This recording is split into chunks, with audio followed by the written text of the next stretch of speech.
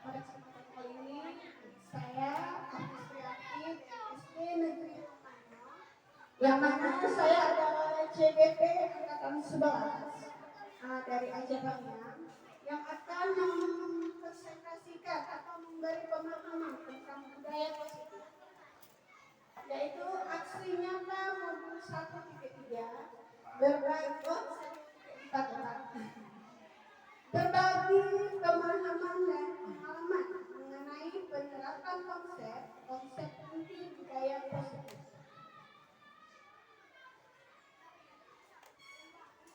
Baik, sebelumnya selanjutnya saya akan memperkenalkan yaitu guru pengajar praktek saya yaitu Bu Aswita SPD dan pastil saya yaitu Bu Tulvia Azana SPD.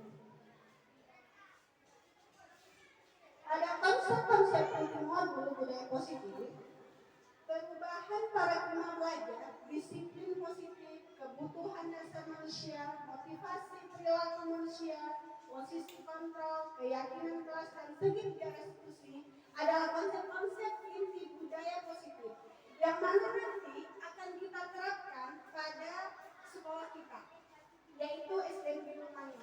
Mana perubahan paradigma belajar, bagaimana cara kita untuk membuat perubahan yang lebih positif.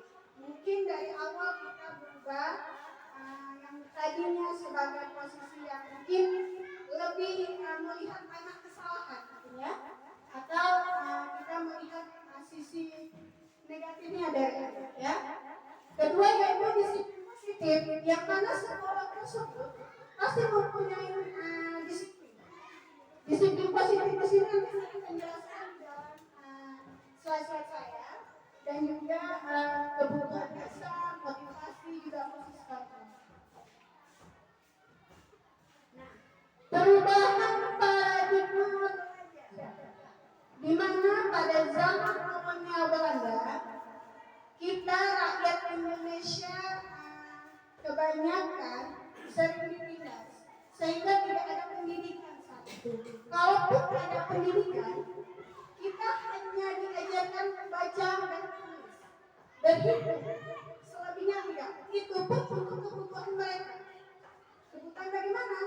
Ya kalau misalnya kerja sama kolonial Belanda, kalau nggak bisa membaca, mereka tidak bisa memakai kita, ya kan? Nah, di situ cuma sekedar untuk kepentingan mereka. Namun setelah Ki Hajar Dewantara merubah itu menjadi paradigma baru, pendidikan berpusat pada murid untuk mencapai tujuan lahir dan batin yang setinggi-tingginya. Bagaimana maksudnya? Bagaimana? Ada yang bisa menjelaskan? Bagaimana Pak Mariana? Bisa? Pendidikan paradigma baru, mungkin ada yang bisa menjelaskan dari teman-teman saya tentang paradigma baru. Saya lanjutkan ke slide. Mungkin ya silakan. Kalau menurut saya pendidikan berpusat pada murid itu, yaitu kita harus memperhatikan karakteristik pada murid. Kemudian kalau dulu kita tahu bahwa guru itu adalah sebagai atau disebut dengan teacher centric. Jadi teacher center. Jadi pembelajaran literasi itu guru itu dominan. Jadi murid itu hanya sedikit. Tetapi dengan pendidikan paradigma baru itu, yaitu pendidikan berpusat pada murid itu, jadi berubah menjadi student centric. Jadi siswa itu yang lebih aktif, lebih fokus di dalam kelas. Jadi guru itu hanya sebagai fasilitator. Begitu Ibu menurut saya. Iya, terima kasih buat rekan-rekan saya yang sudah menjelaskan. Benar sekali. Ini kan Pak, itu kita berpihak kepada murid. Berpihak pada murid, bagaimana kita melihat bakat dari murid. Ya, nanti kita akan jelaskan, silakan Pak selanjutnya.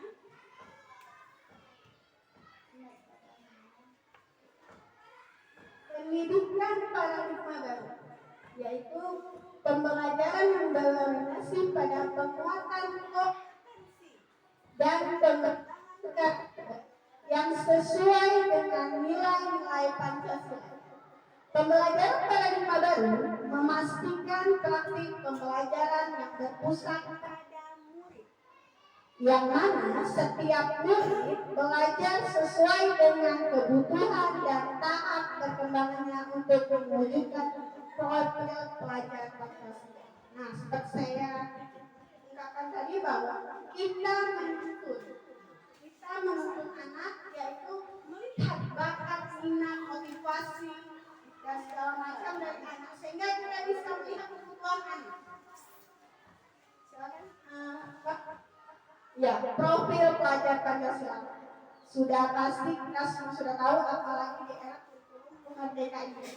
Profil pelajar Pancasila yaitu beriman, bertakwa pada Tuhan yang Maha Esa dan berakhlak mulia, mandiri, bernalar kritis, berkebutuhan moral, kreatif, yang mana semua ini ada di diri anak sebenarnya.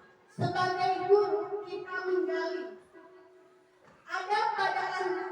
Kapan kita lihat ketika kita bisa memantau anak, bisa melihat kebutuhan anak, kita bisa melihat bagaimana minat bakat yang ada pada diri anak, baik dari dalam ataupun dari luar.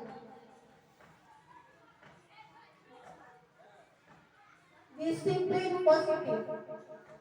Dalam budaya kita, makna kata disiplin dimaknai menjadi sesuatu yang dilakukan seseorang pada orang lain mendapatkan kepatuhan. Sebagai pendidik, tujuan kita adalah menciptakan anak-anak yang memiliki disiplin diri sehingga mereka bisa memperlakukan dengan mengacukan pada nilai-nilai kebajikan universal dan memiliki motivasi intrinsik dan ekstrinsik. Nah, di sini ada motivasi intrinsik dan ekstrinsik. Dan mana dari dalam dan dari luar. Bagaimana yang dari dalam dan dari luar? Baik, kita akan lihat slide ya.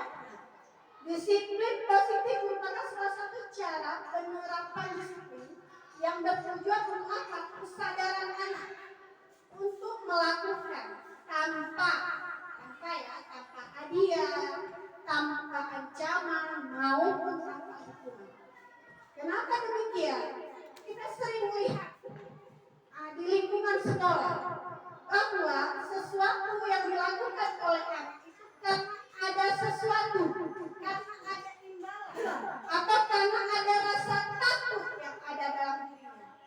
Nah, disinilah kita akan melihat apa yang sudah kita lakukan kepada anak kita, anak didik kita yang selama ini kita didik. Baik, Pak? Nah, karena setiap anak, setiap manusia mempunyai kebutuhan dasar. Apa kebutuhan dasar itu? Yaitu bertahan hidup, kasih sayang, dan rasa diterima, penguasaan, kebebasan, dan kesenangan. Tentunya kita semua ini sudah paham bagaimana cara kita memenuhi kebutuhan hidup. Cuma cara kita mengekspor, cara kita meluangkan mungkin berbeda-beda dari yang lain.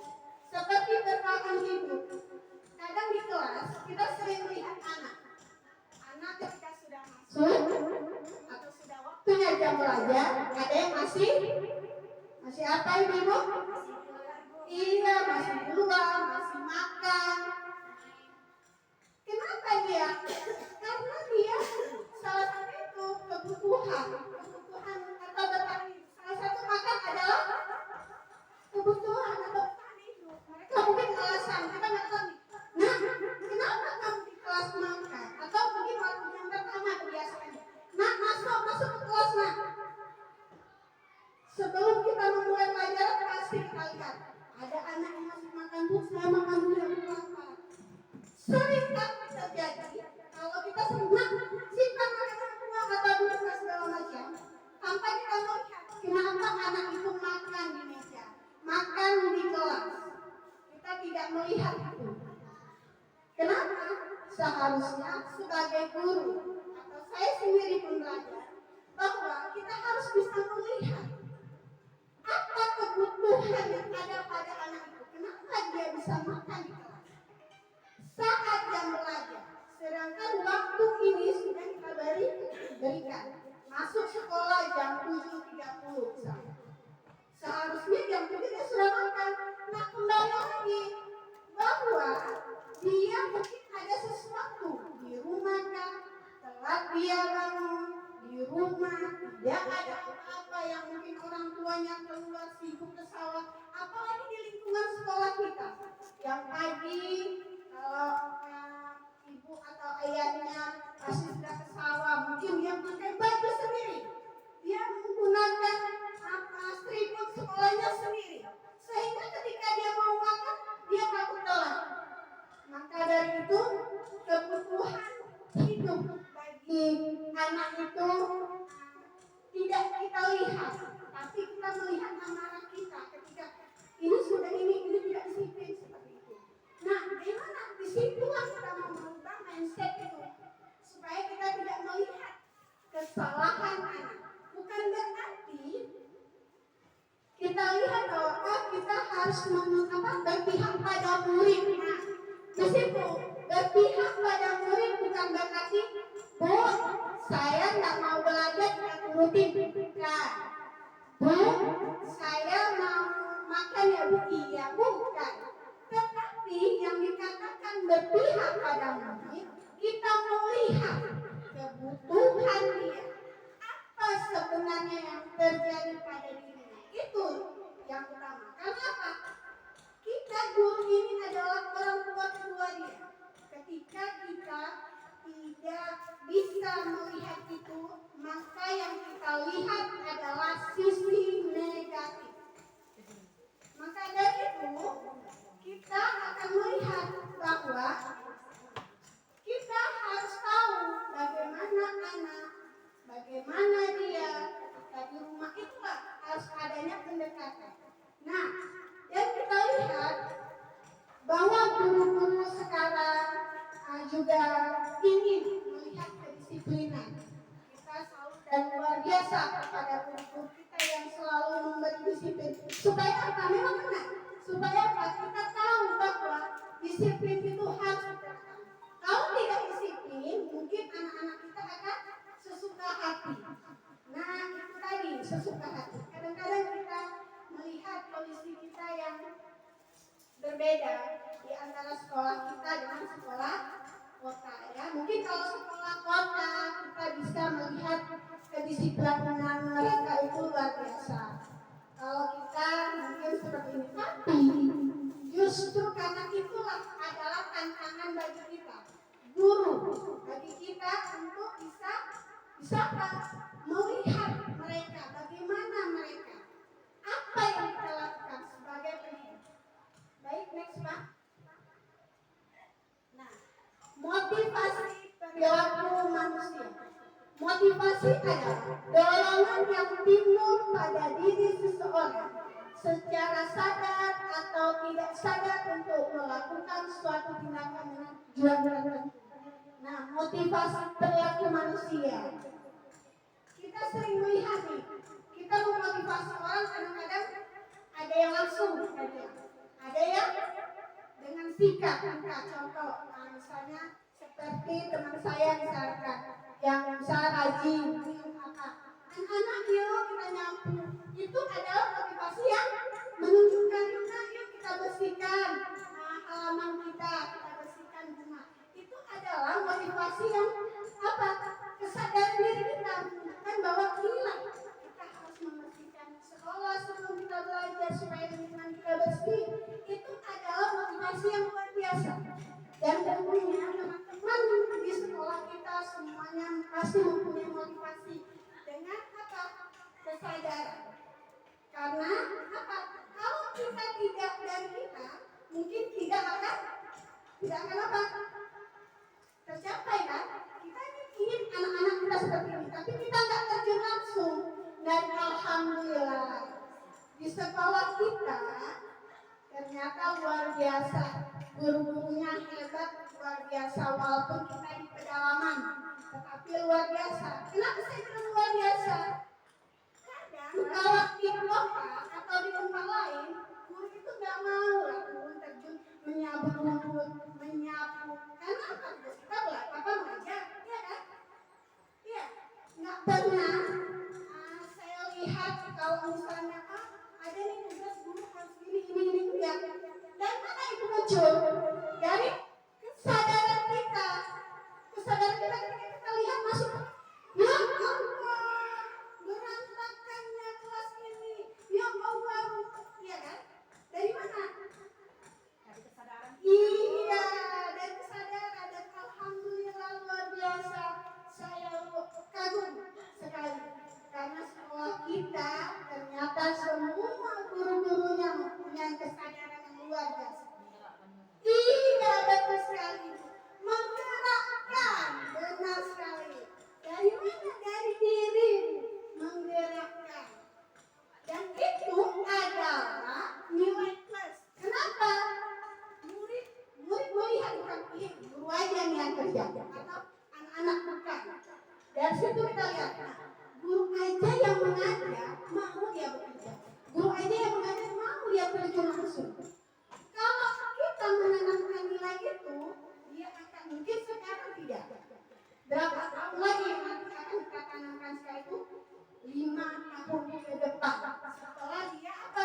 Dewasa. Sekarang kita tidak melihat. Kenapa? Anak-anak. Tadi kita beresin, tidak bisa lagi. Ya aja itu terang tidak. Tapi nanti, contoh, bukan saya apa? Murid kita selesai dari sini yang SMP, SMA, saya pernah jumpa di kota, datang ke saya, Assalamualaikum Bu, terima kasih. Ternyata apa yang ditanamkan di sekolah itu memang berdampak ke kami, Bu. Kenapa? Kami dibiasakan seperti ini. Seperti apa? Iya, Bu, ketika masuk kelas harus bersih dari kecil, dari kelas 1 sudah di atas sampai kelas 6. Ternyata ketika dia SMP, guru wali kelasnya dia bilang, kenapa tidak payah harus diatur? Ternyata tertanamnya ketika SMP, bukan SD. Siapa yang bangga? Guru SD. Itulah yang kita tanamkan ternyata. Kita tidak melihat langsung, tapi kita melihatnya 5 tahun, 3 tahun, atau setelah dia dewasa. Luar biasa sekali. Nah, oleh karena itu disiplin itu sangat perlu kita tanamkan dari kecil. Bagaimana cara kita menerapkannya? Ada metodenya. Silahkan Pak. Ya, 2 jenis motivasi perilaku manusia. Motivasi intrinsik ya, yaitu dari luar. Murid melakukan disiplin diri dikarenakan takut dihukum atau menghindari hukuman. Ada kadang-kadang, sini nak, ambil itu, cepat ambil sampah itu. Dia melakukan itu bukan karena kesadaran dia, tapi dibakar rumah seorang. Ya, murid melakukan disiplin itu dikarenakan ingin menambah imbalan. Contoh, nah, ambil ya, bersihkan itu nanti ibu atau bapak kasih 1.000. Ya kan? Besoknya lakukan lagi, tapi dia menunggu apa nak? Menunggu imbalan. Iya, kalau dia nggak dikasih, anggap aku aja nih, pasti atau bapak atau ibu itu kasih nih, pasti saya disuruh. Iya kan? Nah, maka dari itu kita harus merubah hal itu. Lanjut apa? Motivasi intrinsik, motivasi yang berasal dari diri, menghargai nilai-nilai kebajikan diri sendiri. Murid melakukan sendiri dikarenakan sadar akan nilai-nilai kebajikan dalam diri. Nah, seperti tadi ketika dia jalan masuk ke sekolah, dia melihat ada sampah. hal yang sangat lumrah kita lihat dan yang sangat familiar kita lihat di lingkungan sekolah kita yaitu sampah. Tanpa ada instruksi, tanpa adanya perintah, langsung dia ambil sampah itu dan dia cari ke tempat sampah dia buang. Itu adalah salah satu motivasi dari dalam diri dia. Tanpa ada dorongan dari orang lain, tapi dia melakukannya. Selanjutnya, nah, konsep disiplin dengan identitas gagah. Kenapa dibilang dengan identitas gagah? Nah, di sini ada hukuman, ada penghargaan. Hukuman menyakitkan, tidak nyaman, memaksa, bukan takut. Sering kita lihat bahwa sebenarnya kalau kita lihat pada zaman dulu juga sudah ada seperti itu. Ya kan? Pada zaman dulu juga sudah ada seperti itu. Memberi hukuman, memberi penghargaan ketika mereka mendapatkan prestasi atau mendapatkan nilai yang bagus. Nah, di sini saya akan melihat konsep disiplin dengan identitas sukses. Konsekuensi dan restitusi. Penguatan jangka pendek perlu memonitoring berkelanjutan, stimulus, respon, murid menghormati peraturan, kehilangan waktu untuk merenungi kesalahan. Sedangkan di restitusi, murid bertanggung jawab atas perilakunya. Fokus pada pemecahan masalah jangka panjang, murid menghormati dirinya dan orang lain. Teori kontrol atau dirinya memegang kontrol, murid bersemangat memperbaiki kesalahannya. Di restitusi ini, kenapa dibilang murid bertanggung jawab atas perilakunya? Karena setiap yang dilakukan oleh murid, dia bisa lihat langsung nih. Sebelum kita menyalahkan, nah, kamu tidak boleh begini. Tetapi sebelum itu kita tidak boleh langsung menghati, kita langsung berpoin. Tapi nanti kita akan tahu, tanya bagaimana, kenapa sampai saya bilang tadi, kenapa melakukan seperti ini, sehingga dia ada rasa tanggung jawab. Kalau kita bilang dari kesalahan dia, silakan Pak. Konsep disiplin dengan pendekatan restitusi, sebuah cara menanamkan disiplin pada murid. Nah, kali ini saya akan menampilkan video naren tentang 5 posisi kontrol kita sebagai guru, bagaimana kita akan memposisikan diri kita. Di antara ini 5 posisi, pasti salah satu di antara kita sebagai guru mempunyai nilai posisi kontrol tersebut. Bisa 1, bisa 2, karena ada 5. Baik, kita akan saksikan video 5 posisi kontrol tentang bagaimana cara menyikapi permasalahan. Ibu dan Bapak Guru hebat. Dalam penerapan disiplin positif restitusi, salah satu program yang dikembangkan adalah 5 posisi kontrol. 5 posisi kontrol dalam restitusi adalah proses perjalanan seorang pendidik agar dapat mengenali dirinya. Pada video kali ini, kita akan membahas tentang posisi kontrol yang dikembangkan oleh Bayer Dosen dan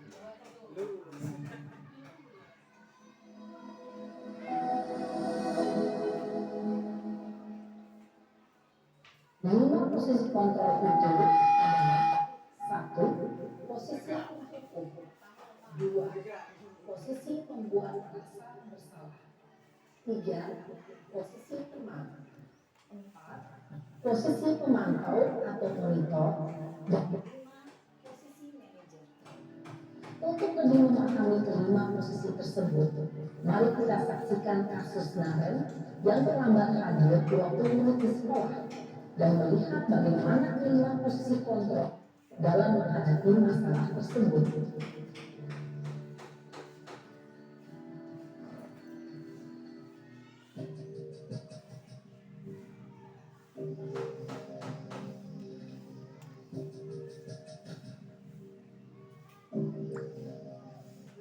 Naren, sini Selamat pagi Bu. Selalu terlambat. Kamu deh, pasti terlambat. Maaf Bu, saya Apa coba? Alasan kamu apa lagi? Kapan sih kamu tidak terlambat? Malas sekali ya kamu jadi anak. saya Dasar pemalas. Gak kapok-kapok sih kamu. Sudah berapa kali terlambat? Sana, kamu keliling lapangan basket 2 kali. kenapa saya harus beli lapangan basket Bu? Kenapa? Kamu menolak ibu? Berani-beraninya jawab. Sudah terlambat, masih berani jawab pula. Sekarang, keliling lapangan basket 5 kali sekalian. Biar kapok. Cepat. Pergi sana ke lapangan basket. Posisi pemukul biasanya berbicara dengan nada tinggi, menghardik, menunjuk-nunjuk, menyakiti, dan menyindir. Hukuman bisa berupa fisik maupun psikis.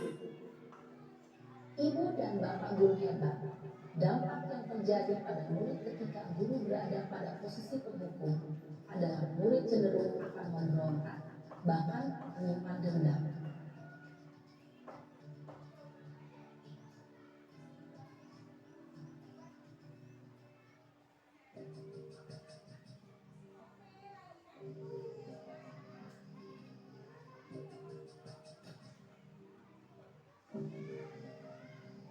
Naren,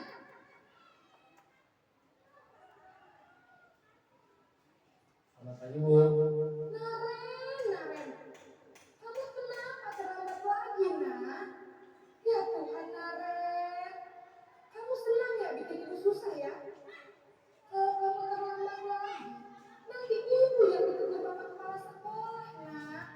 Disangka ibu tidak bisa membina kamu. Duh, gimana ini?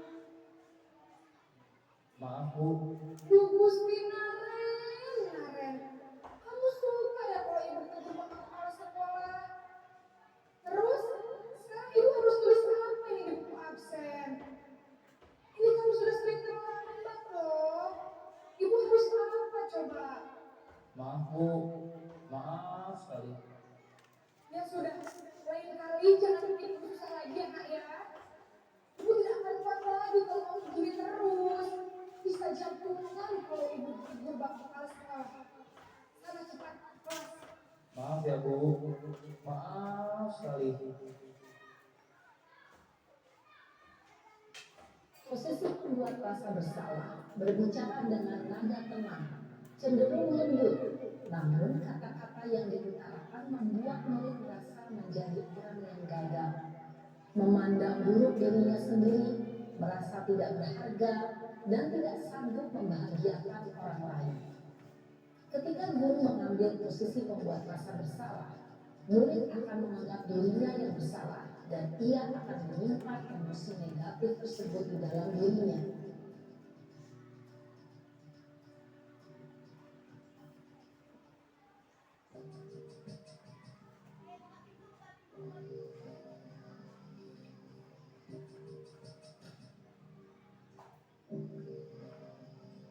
Naren,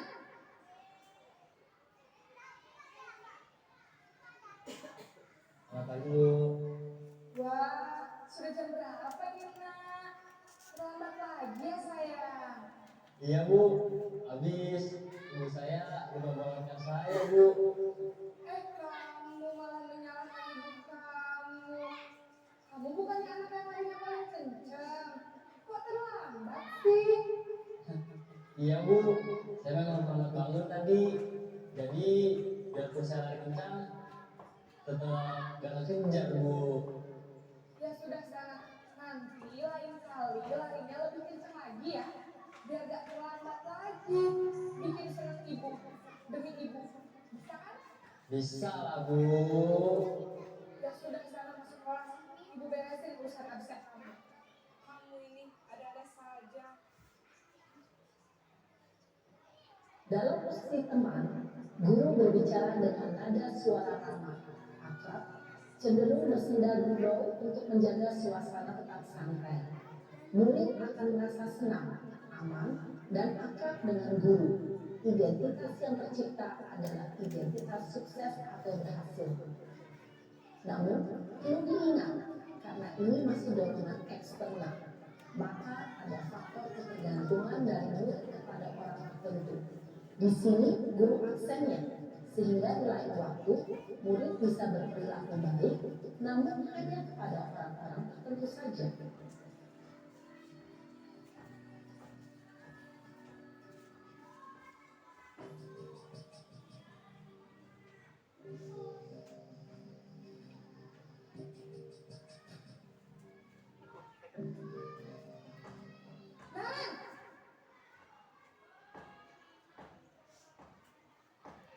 Selamat pagi Bu. Naren, apa peraturan sekolah kita tentang jam berapa kita harus masuk sekolah, Nak? Kita harus di sekolah jam 7 Bu. Iya, betul. Sekarang sudah jam 7.20. Naren sudah tahu konsekuensinya jika terlambat hadir. Paham Bu? Saya harus tinggal kelas pas jam istirahat selama 20 menit. Iya, benar. Konsekuensinya demikian. Jadi nanti jam 9.30 pas istirahat, kamu harus tinggal di kelas, kerjakan tugas tambahan untuk ketertinggalan kamu, ya? Baik Bu. Posisi pemantau mengandalkan penghitungan atau data untuk mengontrol murid. Guru mengarahkan murid berdasarkan peraturan dan konsekuensi. Seorang pemantau menunjukkan bahasa tubuh dan ekspresi wajah yang datar dan cenderung formal.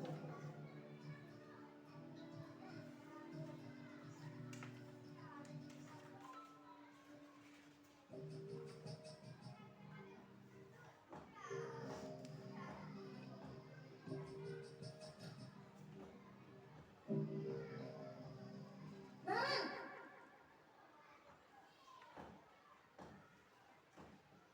Selamat pagi Bu. Selamat pagi, Naren. Maaf Bu, saya terlambat. Iya, sekolah masuknya jam 7, sekarang sudah jam 7.20. Jadi sekarang bagaimana ini, Naren? Maaf Bu, saya lupa setel alarm saya semalam. Baiklah, menurut kamu, keyakinan sekolah yang mana yang perlu kamu tingkatkan? Menghargai diri sendiri dan orang lain mungkin ya Bu. Setuju. Jadi, apakah Naren meyakini prinsip saling menghormati tersebut? Iya Bu, saya meyakininya. Apakah Naren bersedia memperbaiki masalah keterlambatan ini? Bersedia Bu. Bagaimana kamu akan perbaiki masalah keterlambatan ini? Saya akan coba untuk tidak lupa menyetel alarm saya Bu. Baik, kalau Naren lupa menyetel alarm di rumah, ada orang yang kira-kira bisa bantu mengingatkan tidak? Ada Bu, kakak saya, Kak Emma. Ada lagi selain Kak Emma? Selain Kak Emma, ada ibu saya. Baik, jadi yang mengingatkan Naren adalah Kak Emma dan Ibu kamu ya. Kira-kira akan mulai start alarm kapan nih, Naren? Setelah pulang sekolah, akan segera saya lakukan. Baik, jadi Naren akan setel alarm untuk bangun besok pagi dan akan diingatkan oleh kakak dan ibunda Naren ya. Ada lagi yang mungkin perlu dilakukan Naren agar tidak terlambat bangun lagi. Tidak ada Bu. Baik Naren, terima kasih untuk kerjasama kamu. Sekarang kamu perlu kembali ke kelas untuk belajar. Baik Bu, terima kasih. Posisi manajer adalah posisi kontrol yang disarankan untuk membimbing murid memiliki sikap disiplin yang positif, yaitu murid yang mandiri, bertanggung jawab, dan dapat memecahkan masalah. Tujuan dari posisi ini adalah agar murid dapat berefleksi atas tindakannya. Guru akan dengan tulus memberikan pertanyaan-pertanyaan bermakna, sehingga membuat murid dapat belajar dari kesalahannya dan mencari sebuah solusi untuk menyelesaikannya. Ibu dan Bapak guru hebat, setelah mengamati adegan kelima posisi kontrol tadi, kira-kira posisi mana yang paling ideal? Posisi mana yang dapat menunjang motivasi intrinsik murid? Ya, tentu posisi manajer. Posisi ini memang posisi ideal yang ingin dituju setiap pendidik. Pada posisi inilah, guru dapat menerapkan disiplin positif dan berpihak pada murid yang memerdekakan murid.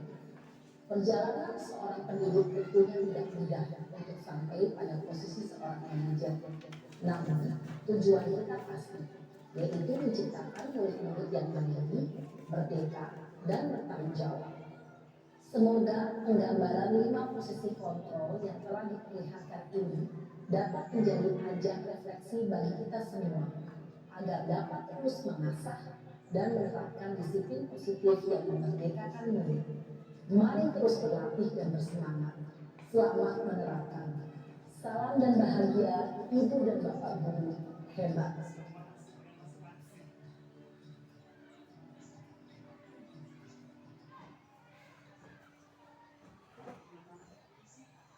Ya, baik Ibu dan Bapak yang saya banggakan. Tadi adalah Naret tentang bagaimana kita sebagai guru menempatkan posisi kontrol kita kepada siswa kita. Tentu sebagai seorang guru pasti dari salah satu 5 posisi kontrol tersebut kita sudah menerapkan. Betul Ibu Bapak? Iya. Salah satu yang telah kita terapkan. Dan dari video tersebut, kira-kira posisi kontrol mana yang mungkin lebih efisien, lebih akan berkelanjutan dan akan berhasil ketika kita menerapkannya. Kira-kira dari video tersebut posisi kontrol yang bagaimana? Apakah sebagai pemburu atau sebagai merasa bersalah, sebagai teman atau pemantau dan atau sebagai manajer? Semuanya pernah dilakukan. Iya, semua sudah pernah dilakukan. Kira-kira dalam video itu cuplikan tersebut mana yang lebih efektif? Manajernya Bu, karena di situ kesadaran murid Bu. Iya, benar sekali Bu Nur. Ternyata di situ adalah posisi kontrol manajerial, yaitu posisi kontrol yang paling efektif, yang paling paling tegak ya, untuk mewujudkan apa? Tujuan disiplin itu tadi. Ya. Nah, kita sudah paham apa saja posisi kontrol dari 5 posisi tersebut. Silakan Pak lanjut. Nah, apa itu restitusi? Restitusi adalah proses menciptakan kondisi bagi murid untuk memperbaiki kesalahan mereka. Untuk memperbaiki kesalahan mereka. Sehingga mereka bisa kembali pada kelompok mereka dengan karakter yang lebih kuat. Maksudnya bagaimana? Ketika kita memposisikan kita sebagai posisi kontrol manager, kita tidak langsung mengkritik, menghukum atau apa sehingga dia tidak ada rasa apa? Rasa malu sama temannya ketika kita menghukum. Maka dibilang sehingga mereka bisa kembali pada kelompok mereka. Maksudnya apa? Dia bisa membawa kembali tanpa ada rasa tekanan, tanpa ada rasa takut. Nah, silakan Pak. Selanjutnya, ciri-ciri restitusi menguatkan dan fokus pada solusi. Yang kedua, fokus pada karakter, bukan tindakan. Yang ketiga, bukan menebus kesalahan, namun belajar dari kesalahan. 4, mencari kebutuhan dasar yang akan kita perbaiki setelah terjadinya kesalahan. Memperbaiki hubungan dan yang keenam yaitu menuntut untuk melihat ke dalam diri mereka.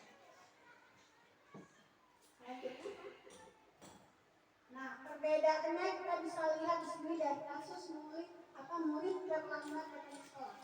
Ada hukuman, konsekuensi, dan restitusi. Ada 3 perbedaan tiga tindakan ya. Ketika kita melihat anak terlambat sekolah, ada yang menghukum disuruh berdiri di lapangan atau di kelas 15 menit, atau guru marah-marah terhadap murid sehingga menjadi takut.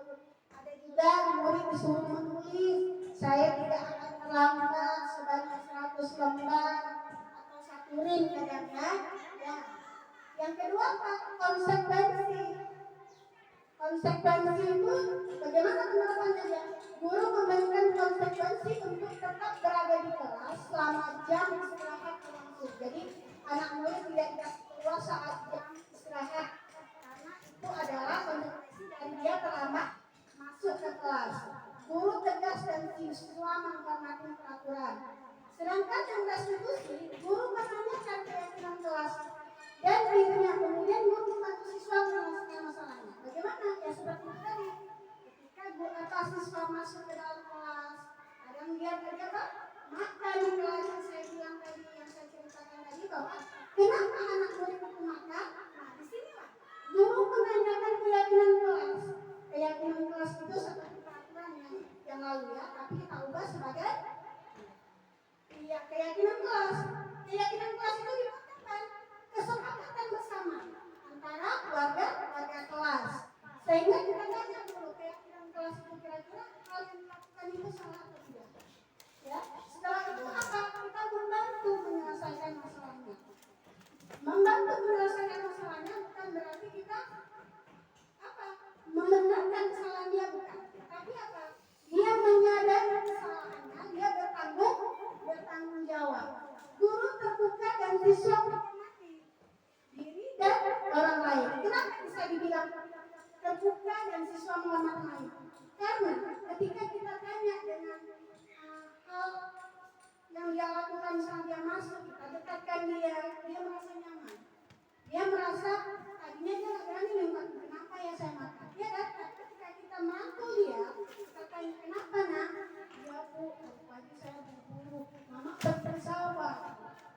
Jadi saya nggak sempat sarapan. Biasanya mama marah kasih saya di meja ini karena tadi mama buru-buru dipanggil kawannya, yuk saya terus. Dia nggak sempat. Biasanya dia kelas 1 kelas 2 ya, biasanya masih disuruh. Sehingga ketika dia masuk ke sekolah, waktu jam sudah masuk kelas dia pergi ke kantin. Dia beli makanan, dia makan di kelas. Kenapa? Tapi kalau di luar kan lihat dulu dia di kelas. Kita dekatkan dia. Kita lihat bagaimana. Ya. Nah, sehingga kita melihat bahwa dia berani mengungkapkan kesalahannya. Sehingga apa yang kita lihat, kita akan menanyakan solusi bagaimana yang akan dia berikan dari kesalahan dia tadi.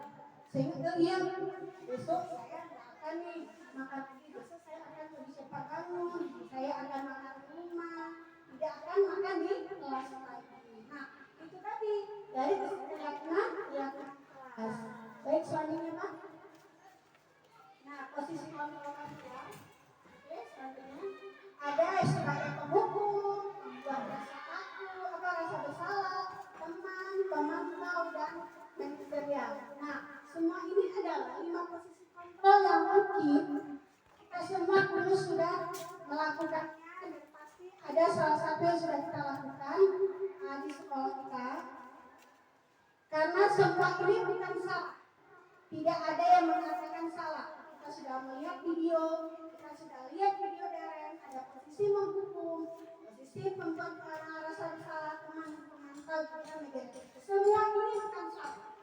Tetapi apa efek dan apa yang harus kita lakukan dalam memposisikan setiap ada masalah.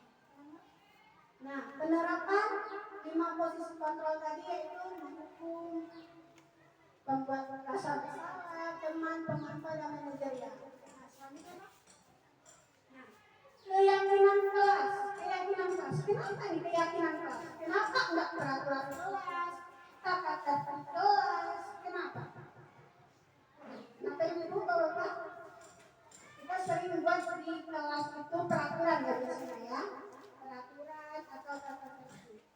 Di sini keyakinan kelas ini yaitu bagaimana kita membuat kesepakatan, tetapi tidak dengan kata-kata yang negatif. Kita sering buat peraturan kelas.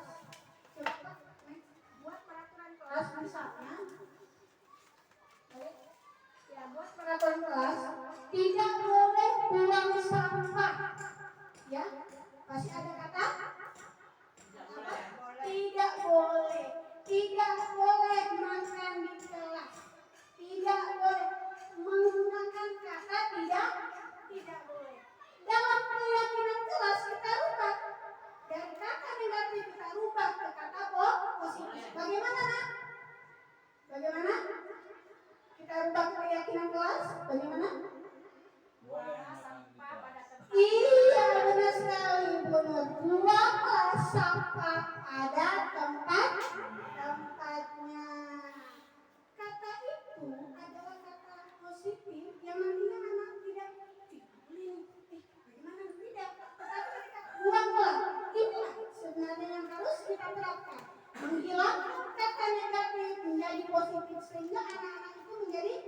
nyaman, tidak ada rasa takut. Ketika dia melakukan, dia akan mengungkapkan kesalahan dia. Dia akan menyadari kesalahan dia. Buanglah pada tempatnya sampah. Jangan orangnya ya, buanglah sampah pada tempatnya. Tempatnya, tidak kasih tempat sampah. Kelas 1 saya sering tengok, luar biasa. Kelas 2 juga, dari kecil ya. Masuk, Bu, angkat tangannya. Kenapa? Bu, saya tadi habis makan, saya buang sampah ya. Salut saya. Benar, dari kecil salut. Oh jangan, kita tak pernah jangan. Enggak. Apa yang kita lihat? Ternyata sadaran diri dia sudah timbul dari kecil. Bu, Bu, saya tadi makan permen, saya buang ya. Bu, saya mau raut pensil di tong sampah. Salut saya. Luar biasa. Kenapa seperti itu? Karena dia sudah melihat siapa? Melihat contoh yang baik dari kecil. Karena sebelum kita masuk kelas, otomatis semua guru pasti apa? Mengatakan bahwa nah harus seperti ini di kelas. Nah, itulah keyakinan kelas. Sehingga dia teringat. Iya ya. Tadi Bu Soraya bilang kalau buang sampah nggak boleh nih, harus potong sampah. Tadi Bu bilang nggak boleh bawa, kita harus buang. Nah, dari sikap hal kecil yang kita lakukan, anak dapat merekam dan melihat. Itu akan menjadi kebiasaan. Naik lagi dan naik lagi. Semoga kita semua para guru, para pendidik bisa melihat bagaimana anak bisa membuat contoh yang baik, menuntun anak dengan baik, dan juga bisa melihat apa nanti hasil mereka bukan sekarang, tetapi nanti 5 tahun ke depan mereka akan tahu apa yang telah mereka pelajari saat di sekolah SD atau sekolah dasar. Ya, ini adalah mengapa kita memiliki aturan pakai helm pada saat naik kendaraan bermotor roda 2. Nah, tahu ya pastinya. Bahwa untuk apa? Keselamatan, benar sekali, keselamatan dalam berkendara ya. Ini kenapa nih fotonya harus anak kecil? Kenapa enggak kita aja? Kan anak kecil enggak ini enggak bisa, belum lah waktunya, belum 3 tahun. Apa nih kita tunjukkan? Di sinilah kita sering nih, saya juga sering, saya juga sering. Kalau bonceng anak, kadang saya pun tak pakai helm, iya kan? Ternyata apa? Diri kita aja kita nggak menjaga keselamatan kita. Anak yang baru. Ketika kita tidak kenal anak biarlah. Kenapa polisi stop?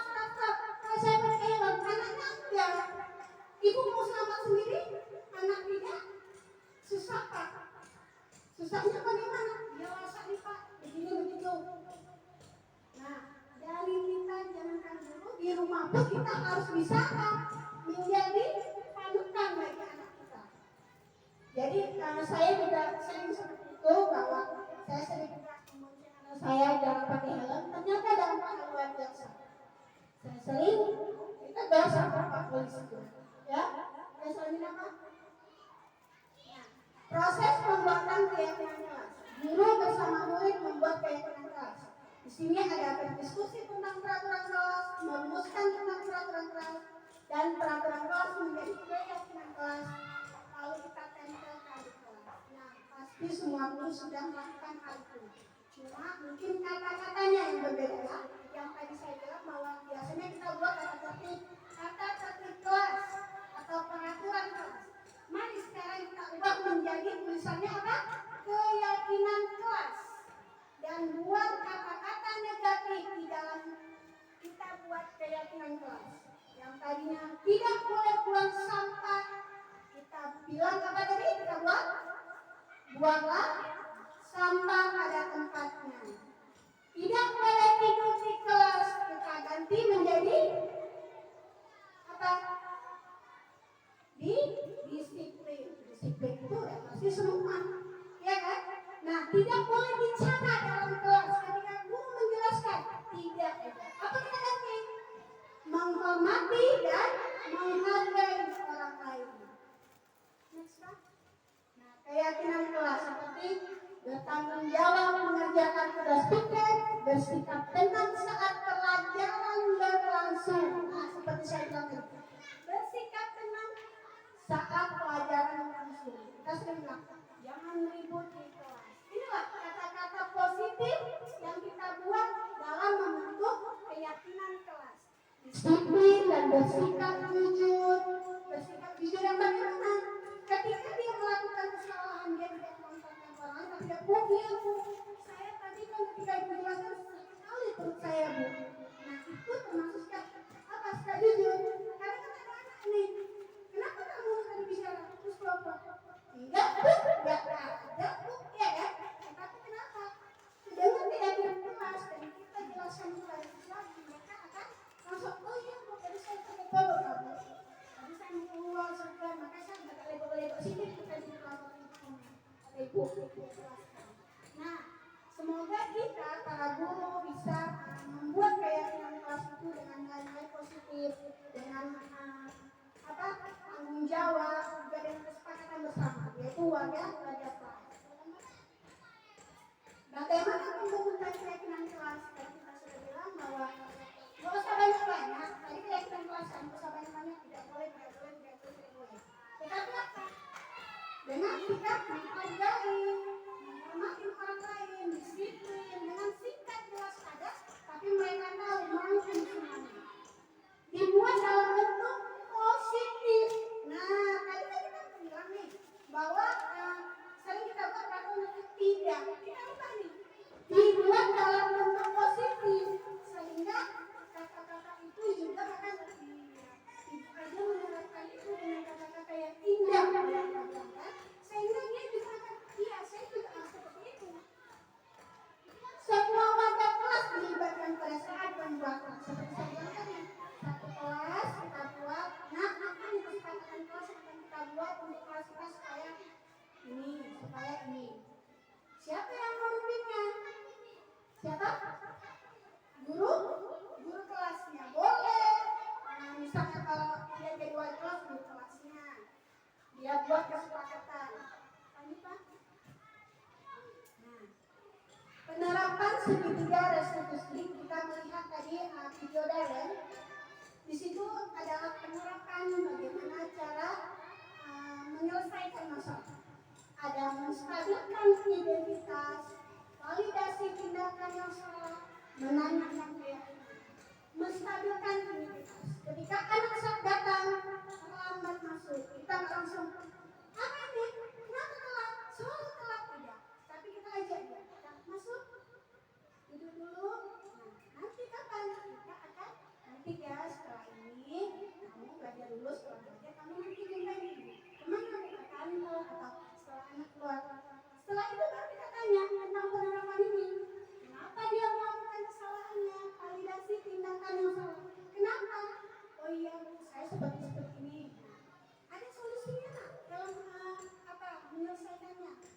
Seperti video Darren yang terakhir, yaitu sebagai posisi kontrol manajer.